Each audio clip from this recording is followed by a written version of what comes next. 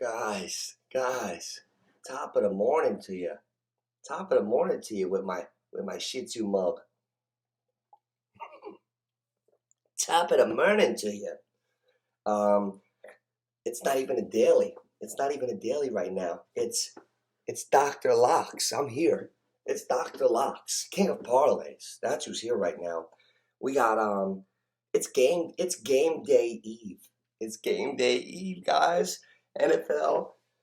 Whew, we got Tampa Bay hosting Dallas. I don't see. Do you guys see any way Dallas can actually win this game? I don't. Tampa Bay's got 22 starters back. They're up to 8.5 point favorite. I was trying to say that yesterday, the day before. I was yelling to anybody who would listen. It was at 6.5. I was gonna say nobody's sitting around Sunday, Monday, Tuesday. Nobody's sitting around looking at all the reports and seeing and saying, when's Tampa Bay play? Thursday night? Oh, yep, they just won a Super Bowl. Yeah, let's bet against them. Let's bet against them. Not happening. That game went from 6.5 to 7, 7.5 to 8. Now, if you want Dallas, you get them at plus 300. But you can't. I believe that Tampa Bay is a great starter game for Thursday night. I don't think Dallas is going to have the firepower or the cohesiveness to hang with these guys. I think Tom Brady's going to be flowing here, there, and they're going to have a running game going. Tampa Bay is not a one-trick pony. They got the most weapons they've ever had on offense, but if you look, Tampa Bay has a nice run game. They got Ronald Jones and playoff Lenny Fournette. It's basically pick your poison with Tampa Bay. They have an embarrassment of riches. Tommy, Gronk is back. We don't even talk about him. The receivers, Mike Evans, Godwin, Antonio Brown. Bruce Arians is saying that Antonio Brown looks the way he was running 4 or 5 years ago. Last I checked, last time Antonio Brown wasn't cuckoo, he was the best receiver in the NFL. If they're cohesive and he's managing his knee and everything's good, and he's going to be dangerous. I'm glad I picked him up in at least half of my fantasy leagues. Brown is going to be dangerous. We're doing a fantasy show.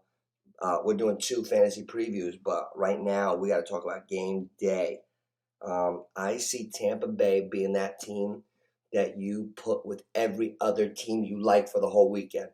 Like today, I'm going to go Yanks because they owe me. Oh, I don't even want to get into that with you guys. That's my own problem. I put it on myself. Don't worry about it. Like today, Yanks, Tampa Bay. Tomorrow, Tampa Bay, whoever I like Sunday.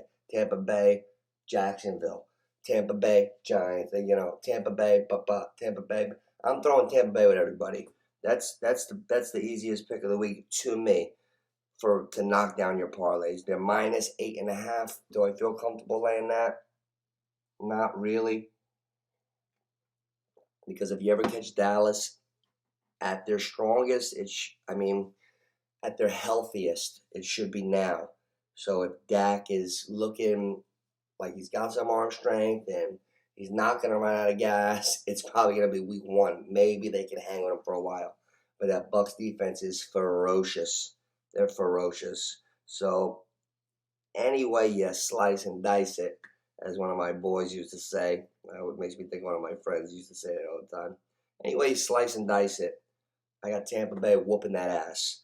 They should beat Dallas easily. So you throw Tampa Bay with everybody else that you like.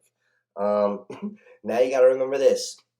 Every single week, every single year in week 1, you get one of those games where a team that is tremendous or supposed to be tremendous plays a team that's supposed to stink, is gonna stink, but in week 1 blows out our team, ruins our ticket. Hey, it could be the Dallas game, but we already know, right now that there's a team on this board that's over a touchdown underdog that we don't see anything for, that's going to beat the shit out of a solid team that we love. So hopefully it's not Tampa Bay because I'm putting them with everybody. So We'll see. We'll see. If I'm going to go down just the 1 o'clocks now, just the 1 o'clocks, you got the 49ers, who I've been bragging about. The 49ers are 7.5 over the lowly Lions. The Lions don't show me shit. They really stink. They got nothing. The Niners are 7.5 point favorite, minus 365. I would put the Niners with the Bucks, with whoever I like. A little multiple. Yeah, I know, like the old school bettors. Oh, you gotta win 3 games. I get that, but like, I don't see the Niners losing the game with the relief pitching quarterbacks in Detroit. Like, what the fuck's going on? I don't see it. I see the Tampa Bay and the Niners taking care of business. The Niners are a 1 o'clock game. Now, here's the most interesting game I want to get to. I've been killing the Steelers. I've been smashing them verbally. I've said I was against them. However, Pittsburgh is a 6.5 point dog at Buffalo. At Buffalo. If they don't break down yet, they're still Pittsburgh. Look at the backs. You got Najee Harris doing it. He's going to do it all. Pittsburgh might have the better back. Big Ben, he's not eating the avocado ice cream. He might not make it 17 weeks and the playoffs and be healthy. But week 1 in Buffalo, New York at 1 o'clock on Sunday, where it's 76 and perfect out, and they got a new offense, and Najee's running the ball, and Juju's back, and Claypool's who he is now that we know him, and Washington. Oh, this could be one of those weeks where, yeah, Buffalo is good and Pittsburgh might not make it, but week 1, 6.5's a little high. That might be my value pick of the week. Looking at Pittsburgh, stealing that plus 250 on the money line, plus 6.5 if you want to go teasing me, bump that up to over double digits. Pittsburgh at Buffalo. I don't know if Buffalo is going to be so automatic where you just overlook whoever they're playing. Pittsburgh's going to be dangerous off the bat. I don't think they're going to stink off the bat. I think if they have a season that goes down, it's going to gradually go down. You got the Jets. All right, next. No, I'm just kidding. The Jets are at Carolina. They're bringing 5.5 points to Carolina. The Jets are a 5.5 point underdog. Who the fuck is Carolina? You know what I'm saying? Plus 210, you can rob on the Jets. Zach Wilson, they're saying, might be the truth. That coffee. No, not Zach Wilson. It's the coffee. But Zach Wilson might be the truth, too, to him. That's tough. Why not take a shot on the Jets if you're a hometown team? Who the hell is Carolina with Darnold starting? We have no idea how it's going to go to be laying plus 260. Get out of here. No way. Seattle Seahawks playing the Colts. Wentz, this, that. Seattle on the road, minus 145. Only laying 2.5. I don't like the Colts right now because of the uncertainty in my mind. I don't have a good visual on them. So I don't like them yet, really. You got Jalen Hurts bringing 3 points into Atlanta. You got Hurts, Philly, new team, kind of, with the new receiver, new players. Atlanta, hybrid tight end, Kyle Pitts. Got him in just about every football league I joined. I did fantasy. Kyle Pitts, love him.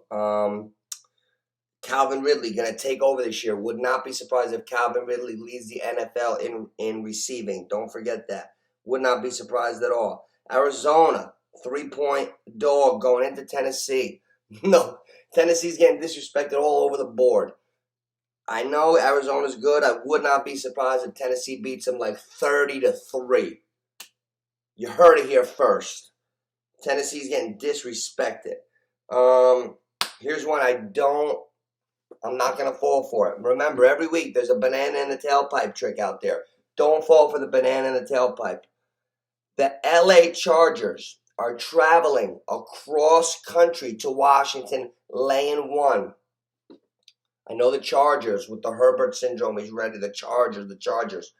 What happened to flying across country and all that shit? And Washington where have I been? Isn't Washington supposed to be known for having a defense this year? And Washington's going to be good. They got a defense. Well, the Chargers are coming across country They've proven nothing yet in the league, and they're a 1-point favorite.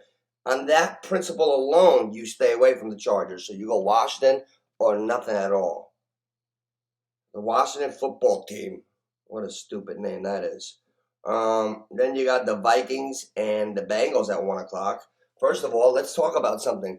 The Vikings might be the most talented team that's not predicted to do shit ever. The Vikings are plus 300 just to win their division. That's how high up they got Green Bay. So if the Vikings kick the shit out of the Bengals, would I be surprised? No. They're a 3.5-point favorite on the road in Cincinnati. Cincinnati proved nothing.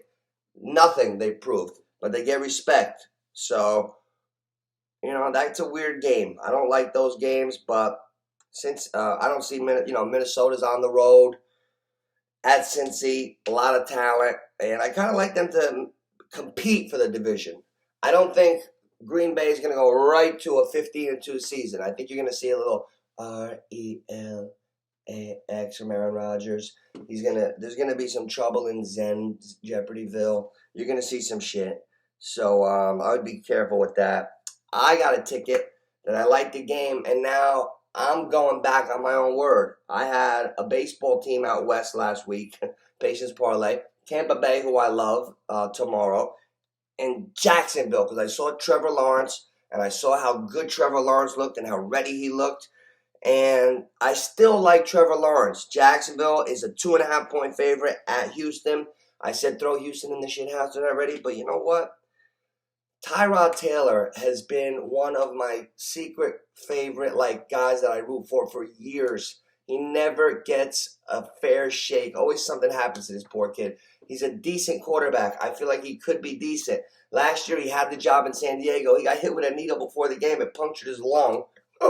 Herbert comes in, never looks back, breaks the rookie record for touchdown passes for a season. I mean, he became a star.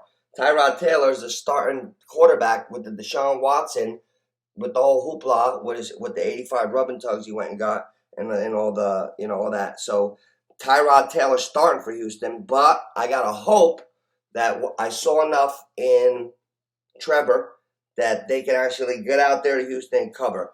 If Jacksonville and Urban Meyer don't get out there to Houston and cover, there's going to be hot seat right away in week 1.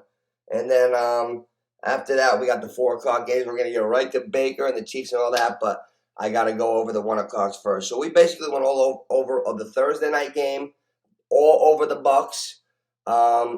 Actually, tonight I'm going to do all props and stuff for that, and along with fantasy football. But we're on Thursday. We're on the Bucks, and we're on what we like moving forward into the 1 o'clocks. We'll move on as real time moves on. We're going to move forward in the present. Does that make sense? Peace.